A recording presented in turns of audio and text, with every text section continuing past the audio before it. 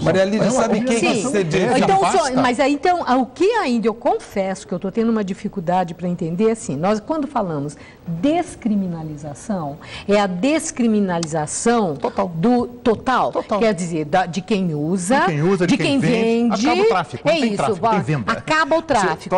Então você vai ao supermercado, olha, quer cigarro? Não, eu quero um pouquinho de cocaína. Aí nós passamos eu prefiro o crack. É isso. Seria. Bom, então essa aí é uma. Vamos agora pensar aí nós podemos na preocupação do doutor Laranjeira. Agora eu gostaria de ouvi-los assim. Então, se a descriminalização significa isso, total, que é uma legalização da droga, é uma legalização, pressupondo que acaba o tráfico, mas não é mais crime, não é mais crime. São duas coisas distintas. Primeiro, descriminalizar é tirar o controle criminal. Pronto, tira o controle criminal. Aí o que faz com o problema? Aí legaliza-se, controla-se, normatiza-se, regulamenta uso, direitinho. Imposto, então, digamos que faça tudo isso, regulamenta. Etc. Agora, o doutor Laranjeira está trazendo uma outra questão, que é, muito bem, resolveu essa parte prática que envolve a lei, no pressuposto que, com isso, acaba a força do tráfico, né, como não existe a corrupção, a violência na venda do cigarro e do álcool. Então, está se pressupondo que vai acontecer a mesma coisa com a droga. Mas para a saúde das pessoas. O uso habitual, doutor Laranjeira, o uso habitual de qualquer uma dessas drogas hoje chamadas ilícitas, é a mesma coisa que o uso habitual do cigarro e do álcool?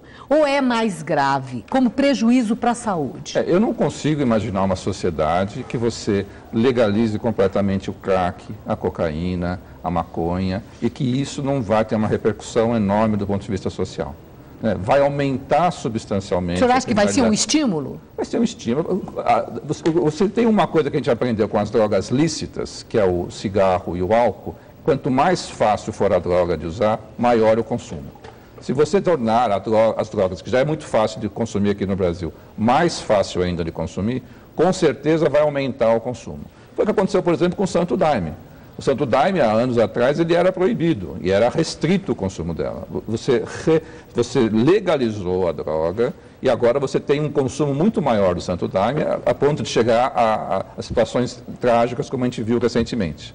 Então, agora você tem até a comercialização do Santo Daime. Tem brigas dentro do Santo Daime de querer vender a droga e criar um lobby no sentido de comercializar e ter lucros em relação à própria droga do Daime. Isso também vai acontecer também com a maconha. A criminalização vai interferir. Quer dizer, o senhor não acredita que possa haver o controle do Estado, que tanto o doutor José Henrique como o deputado Paulo Teixeira acreditam que com a descriminalização do uso e da venda, com controle, regulamentação e controle do Estado, que isso possa não acontecer, esse aumento do As drogas lícitas são as drogas que produzem mais custo social. As crianças começam a usar drogas pelo álcool e pelo cigarro. O Estado, de uma maneira geral, não é nenhum governo, o Estado ele é muito inepto para conseguir controlar. Ele não aprendeu nos últimos 50 anos a controlar o álcool. Principalmente pelo sistema criminal, que não se controla absolutamente nada. Mas você não controla nem no outro setor. Nada. Você, por exemplo, é proibido pelo ECA, pelo Estatuto da Criança e Adolescente, você vender bebidas alcoólicas menores. E vendem. Na esquina você vende isso. Maria Lídia, acho que é importante... Então, essa questão do Estado, do controle. Então, partindo da ideia da descriminalização como a saída para acabar com o tráfico, com a violência, com o fortalecimento do crime organizado, que é a questão da segurança das pessoas, o controle do Estado. O senhor acredita que o Estado tenha condições e mecanismos para a prevenção e o controle do uso da droga descriminalizada no país? Eu acho que uma primeira questão que tem que ser discutida você tem o debate da descriminalização, que é tirar hoje o usuário da órbita criminal, seja pelo uso, seja pela posse, e tratar isso como prevenção, como tratamento, como atenção e como saúde. Portanto, fortalecer a família e fortalecer as instituições, porque você gasta muito dinheiro na repressão. E a polícia, você sabe, Maria Lídia, quem define quem é traficante de quem é usuário? É o policial, ali no primeiro momento. Então, ele tem uma enorme discricionalidade para dizer, você é traficante e você é usuário, e podendo muitos usuários serem presos.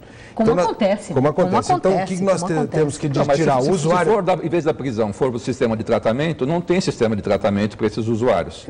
Aí essa é a questão, por exemplo, se a gente pegar... Mas às vezes ele nem precisa tratamento. Ele pode não precisar de tratamento. Agora, pode ser um ato de vontade, ele pode querer usar a droga como um ato de vontade.